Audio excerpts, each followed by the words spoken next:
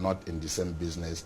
Usually from my state, we have many entrepreneurs, and because of the culture we have, you know, too many of us are bound that we don't get to meet each other. And more importantly, myself, I'm very reserved individual based on my humble beginning. You don't see me in a club. I don't get in so many places. I focus on my business and in my religion, and then, you know, just live a humble life and focus on the things that makes me happy and, you know, make life progressing. Then the second time I got to meet ifeayi was 4 years ago when I turned 50, you know, during my 50th birthday. He came along with some other people, you know, greeted me, and we never get to meet until some other time that he called me on the phone, you know, explaining to me he has some difficulties and he will require my assistance.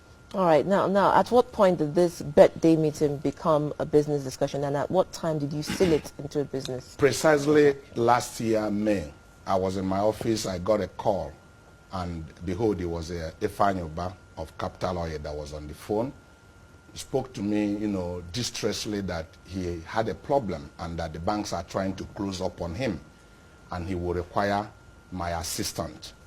And I asked him what kind of problem was it. You know, he told me that, you know, he was owing Union Bank and that the banks are trying to close up on him, and if I could please, you know, come to his aid.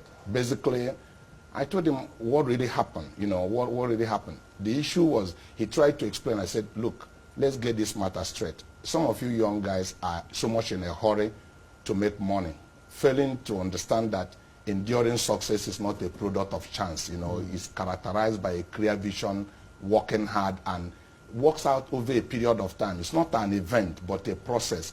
I will simply advise you, why not get rid of some of your assets and pay down on your loan and start all over again. That what is important is what happened in you, not what happened around you. I share some experiences to him, how I started, and at the time things went bad. You know, I have confidence in myself. That's what is important. But you still helped him. I want to get to where I helped him, because I tried to say the story. So I gave him this kind of advice. He wanted me to come eventually. I went to his place and saw his tank farm and felt, wow, this is a young man from my state that have been able to achieve things like this. So he told me, he told stories. The bottom line is that that people gang up against him and made negative story. They want to take over his business. He needed my assistant. So I took him to the bank to see if they could assist him. You know, the bank where I was a shareholder and, you know, I have business with. I went to the bank. In fact, I moved around the banks, not just one bank. I started from Fidelity Bank. I called the manager, don't talk about ifeayi again. I called a method of a Zenith Bank. I went through all the bank. Nobody was willing to help him. So much uncomplimentary news about him. I went to Access Bank. The same story repeated. So I called him and said, hey, wait a minute. There's so much things people are saying about you. What would really get you to this place? He explained he was building structure. You know, he was trying to build his tank farm, you know, before the banking deregulation, and that created him problem. But now he's a changed man. He wants to focus in his trade. I said, fine, you look me straight in the eye and tell me that if I assist you, you are not going to betray me. He said, if you assist me, I said, tell me that if I assist you, you are not going to get into any additional capital project. Because the problem with the boys from my state is that quite a number of them mismatch their funds. Take a short-time fund and put in a long-time project. You know, at the end of the day, the interest rate get you stagnated because you couldn't finish that business in time to be able to get the money. I told him the second thing is that it's not, in my view, his business is not properly structured. And it's hard for a bank to give people like him money in the sense that, you know, it's like the A to Z of the business. I said, if you are not here, who else can anybody talk to? You know, try to make all of this. Eventually, I took him to the bank, and they were not willing to do anything. So I come back, I said, I asked the bank, I said, we must lend this guy money. He wanted to trade, you know, let's assist him. Okay. They were of opinion that this is not what they want to do. Go ahead. Now, you were severally warned by people not to help him. That's right. What made you have a change of heart? Okay. Listen, where I come from, I'm from Nnewi, okay? We had a kind of a social welfare system where we are our brother's keeper. You know, in fact, if you come to our place, we understand what supplier credit is all about. That is to say, when I import goods, we always give goods to some other person to sell and return money. When some of my, you will even ask, how did coscharis build the capital that with which he does the business today the way it is? It's by the same means. I'm not in a hurry to invest in property, in building. Somebody like me had a clear vision that I needed capital, which is the machine that makes your business move. So I give a lot of credit to a lot of people. You sell the goods, you return the money. So Ifeayi, when I confronted Ifeayi about his situation, he told some pathetic story. One of them is that he played a tribal sentiment to me. He said he came to Lagos. I know how our people struggle. He had this jetty in Apapa where 3 vessels can bat. And that, look at all these people in this business, Femi Otodola, this other person, all integrated, that all of them had only 1 jetty. And all the people in this area were crazy. How can an Igbo man come here and have 3 jetty that reach a part? That's why they want to stagnate him to death. I called the bank again. I said, what risk do we have that we open letter of credit, this guy get a consignment, we get an agent to be able to put this in a dedicated tank so that we can sell these goods and take the money back to pay. He takes his profit. The banks laugh. I said, this guy, don't let anybody see you on a picture with him. On my honor. So much things were said that was on it. I said, no, this cannot be true. A human being cannot be this bad. It's not possible. So, you know, I felt truly that the way people say things about him touched my heart, and I felt this cannot be true. All right. Let me hold you there, Dr. Maduka. Now, this is a man who has been accused of 22.4 billion naira in full subsidy scam, and obviously is up to debt in $1 billion to banks and, you know, so many businesses. And you were warned, you know, and like they say, to be forewarned is to be forearmed. Yeah. However, I see that you're a very sentimental and very loving person, and I'm sure you took him on because you trusted he would pay back. Sure. Now, at what point did he begin to default?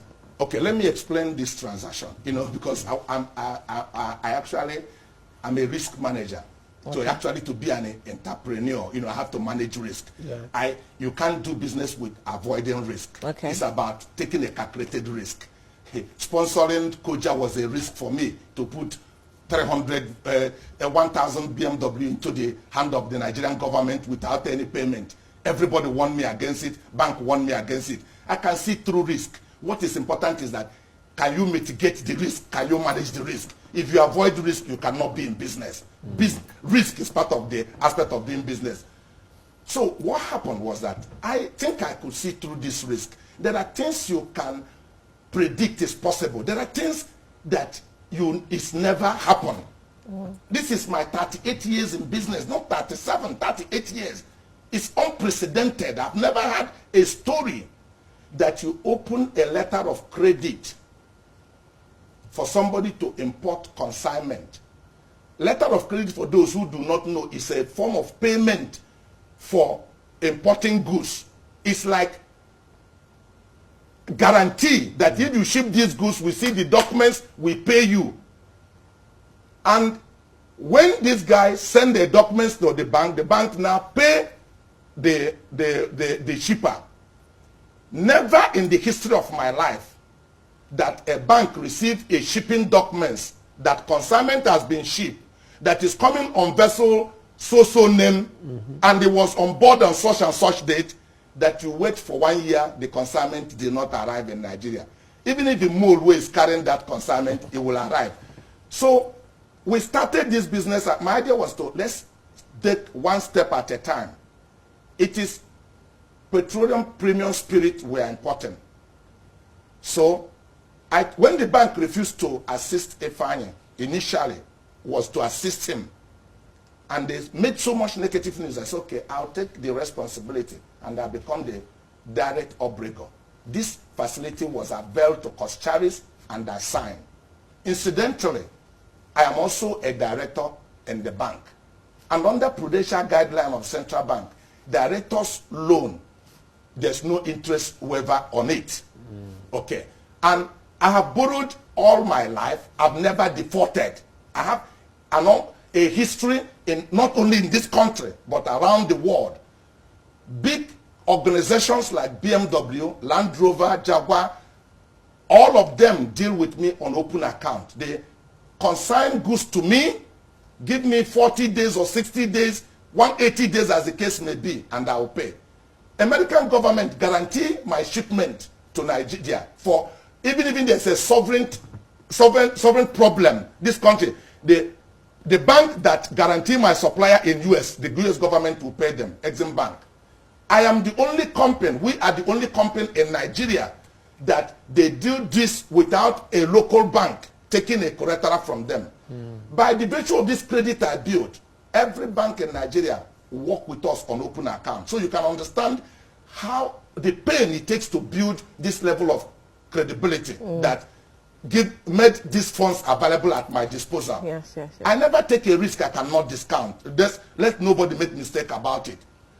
So I wanted to start just by one cargo. That is a vessel load. A vessel load of this petroleum premium spirit costs only about $30 to $35 million. We did the first one. The first consignment arrived. If I say he will clean it in 38 days, within 32 days he paid. We did the second one, he paid. We did the third one, he paid. Up to the sixth time, I didn't know it was a bet to get me into his hook. The dynamics of this transaction is that we appointed a receiver manager that is not a receiver manager, but like an inspection agent called Vibrant Venture, who stay in their tank farm, and the complete tank is dedicated for our product, because this LC supposed to be paid by the proceeds of the sales. So the guarantee where the money was supposed to receive is in the same product. So when this LC is open, ifeayi will nominate a vessel to go and load and inform our agent. He will be on the board, then go offshore Cotonou or wherever. They load the product, come and discharge it in this dedicated tank. When it's in this tank, then as they sell the goods, money come into the bank. The bank will give authority to the agent to release cargo to them. As the bank release to the agent release to him, and they are loading the individuals who had paid to drop out. 6 transactions followed the same pattern between July and October. By October, ifeayi then approached me with 7 documents worth over $200 and something million, saying, please, that there's going to be a deregulation. I have seen the way the other one happened. If I can please open this LC at once so that they can get this cargo. I said, how long will it take you to clean it? He said 70 days.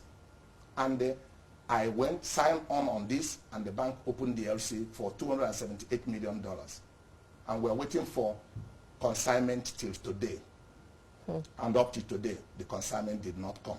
So you say at what point? It's October. Because he had done 6 transactions successfully. That gave me confidence that this 6th transaction is actually in excess of over $200 million also. So that this is going to work out fine.